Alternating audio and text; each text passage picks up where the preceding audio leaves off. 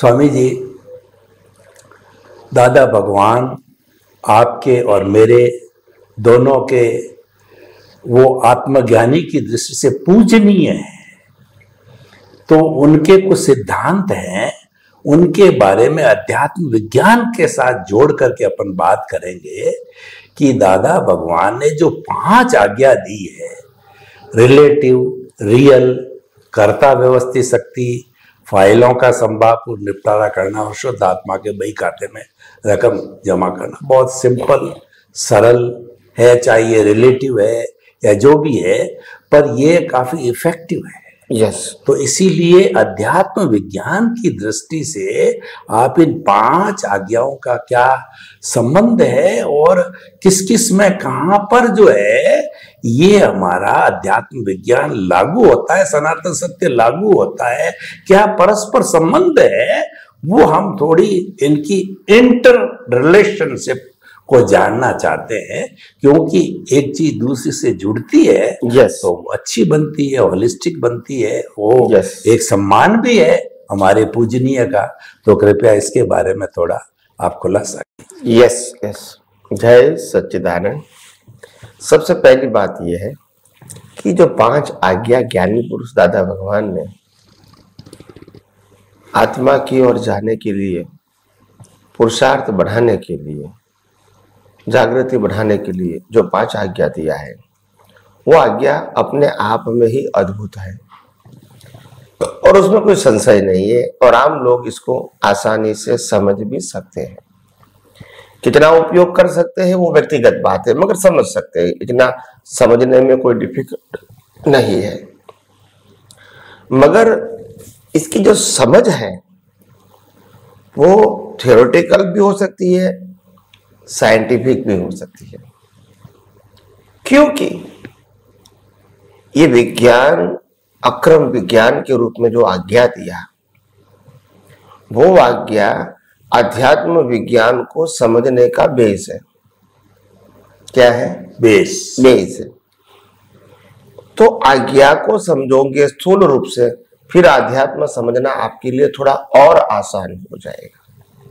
क्योंकि जो पहले आज्ञा दिया, वो आज्ञा के अंदर 5 आज्ञा दिया, उसमें पहली 2 आज्ञा है बाय रिलेटिव व्यू पॉइंट में नामधारी हूं and by real view point में शुद्धात्मा हूं। तो नामधारी के अंदर शुद्धात्मा देखना, वो पहली 2 आज्ञा आ गई। रिलेटिव में रियल देखना, रिलेटिव में रियल देखना, ये पहली 2 आज्ञा की।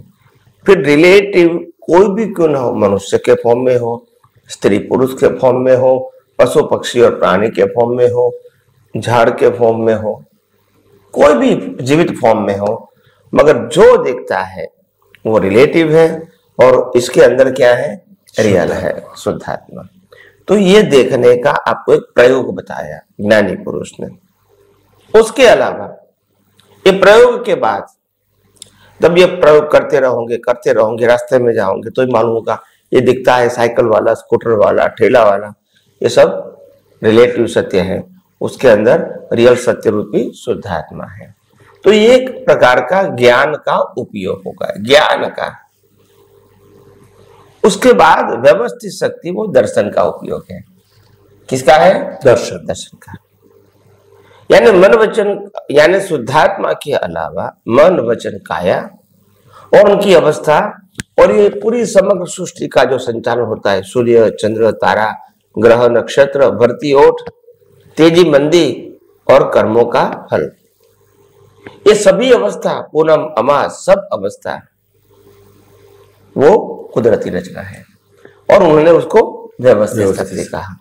व्यवस्थित शक्ति का मतलब साइंटिफिक सफिशिएंट एविडेंस। व्यवस्थित का मतलब होता है, व्यवस्थित मतलब जो होने वाला था वो ही होगा, सिद्धांत के मुताबिक। हो सकता है व्यक्ति को वो संयोग पसंद है या नहीं है, मगर है व्यवस्थित। कोई पॉकेट काट गया तो वो अच्छा संयोग तो नहीं है जिसका कटा हुआ है, मगर वो है व्यवस्थित। ये किसने काटा? व्यवस्थित ने कटवाया। क्यों कटवाया? अपने कर्मों का हिसाब पूरा करने के लिए। हिसाब कब बनाया था? पिछले अवतार में, अभी का नहीं। तो ये एक प्रक्रिया है, व्यवस्थित शक्ति। कोई भी कार्य में आप व्यवस्थित शक्ति को देखो, जैसे मैं कुदरती रचना को देखने की बात करता हूं। उसके आगे आई चौथी आज्ञा, फाइलों का संभाव से निपटारा। ये फाइलों का संभाव से निपटारा जो करना है, ये निपटारा में दो प्रकार आते हैं कि कोई भी व्यक्ति के साथ मेरे मन वचन काया से ऐसा व्यवहार न होवे ताकि सामने वाले व्यक्ति का क्लेम बाकी रहे, या उनको मैं करता देखूं, या उनको मैं कोई भी एंगल से करता देख के गुनहगार देखूं।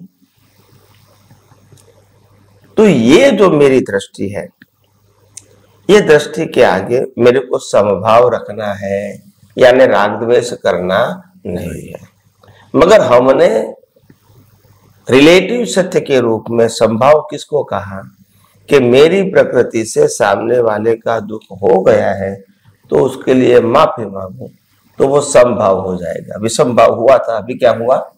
माफी मांग संभाव। ये एक प्रकार का रिलेटिव सत्य का एंगल बताया। हमारे सनातन सत्य में संभाव वो दृष्टि की बात है, वो मन वचन काया उनकी अवस्था की बात नहीं है, क्योंकि मन वचन काया की अवस्था मात्र कुदरती रचना है। उस कुदरती रचना की कोई भी अवस्था जब मैं भुगतान कर रहा हूं, उस समय अंदर समभाव यानी बैलेंस विजन रहना चाहिए, नो राग नो द्वेष। तो इसको हम पुरुषार्थ कहते हैं आध्यात्म विज्ञान में, और अकर्म विज्ञान में कहते हैं कि आपको संभाव्य निकाल करना पड़ेगा। तो वो रिलेटिव सत्य हो गया है, अच्छी बात, मगर रिलेटिव सत्य हो गई। और पांचवी और अंतिम आज्ञा शुद्धात्मा के वही खाते में रकम जमा कर दी। तो वो कहते हैं कि जो प्रकार जिस प्रकार से हमने सत साधन दिए, त्रिमंत्र से लेके प्रातः विधि से लेके नमस्कार, नव कलम, चरण विधि, शुद्धात्मा के प्रति प्रार्थना, आरती, सामयिक प्रतिक्रमण, ये सब जो बातें बताई, इसका उपयोग करना, उसको भी शुद्धात्मा के वही खाते में रकम जमा करना, यह बताया। तो जब ऐसा हुआ तो हम शुद्धात्मा के खाते वही में रकम क्या जमा कर सकते हैं आध्यात्म विज्ञान के दृष्टिकोण से। यहां तो क्रिया का रिजल्ट शुद्धात्मा के वही खाते में जमा है, और पांच आज्ञा में भी संभाव में रहना, संभाव से निपटारा करना क्रिया, वो भी उसको शुद्धात्मा के वही खाते में जमा बताया। आध्यात्म विज्ञान में क्या है? शुद्धात्मा के वही खाते में जमा रकम करना, उसका मीनिंग है सभी अवस्थाओं को कुदरती रचना देखना, शुद्धात्मा में रहना और शुद्धात्मा को सामने में देखना। ये हमारे लिए शुद्धात्मा के, ये हमारे लिए वही खाते में रकम जमा करने की बात है। समझ में आया? तो ये जो पांच आज्ञा है, व्यवहार, निश्चय, व्यवहार से मैं नामधारी, निश्चय से मैं शुद्धात्मा हूं, थर्ड कर्ता व्यवस्थित, फोर्थ फाइलों का संभाव से निपटारा करना, और पांचवा शुद्धात्मा के वही खाते में रकम जमा करना। तो ये पांचों आज्ञा एक दूसरे के साथ को रिलेटेड है। क्या है? को रिलेटेड। जो डिफरेंस है फिर दृष्टि का है। क्या है? दृष्टि। हाँ, तो इसीलिए यह अध्यात्म विज्ञान में व्यवस्थित शक्ति मतलब संभाव में रहना, और व्यवस्थित शक्ति को देखना मतलब कुदरती रचना देखना, और फाइलों का संभाव्य निपटारा करना मतलब कोई भी अवस्था में समभाव हमारी दृष्टि में रहना, और शुद्धात्मा के वही खाते में जमा करने का मतलब होता है किसी को कर्ता और मालिक के भाव से कोई भी अवस्था को नहीं देखना, मन वचन काया को कुदरती रचना देखना, और मैं शुद्धात्मा हूं ऐसा लक्ष्य में रहेगा, सामने वाले के अंदर भी शुद्धात्मा ऐसा लक्ष्य में रहेगा।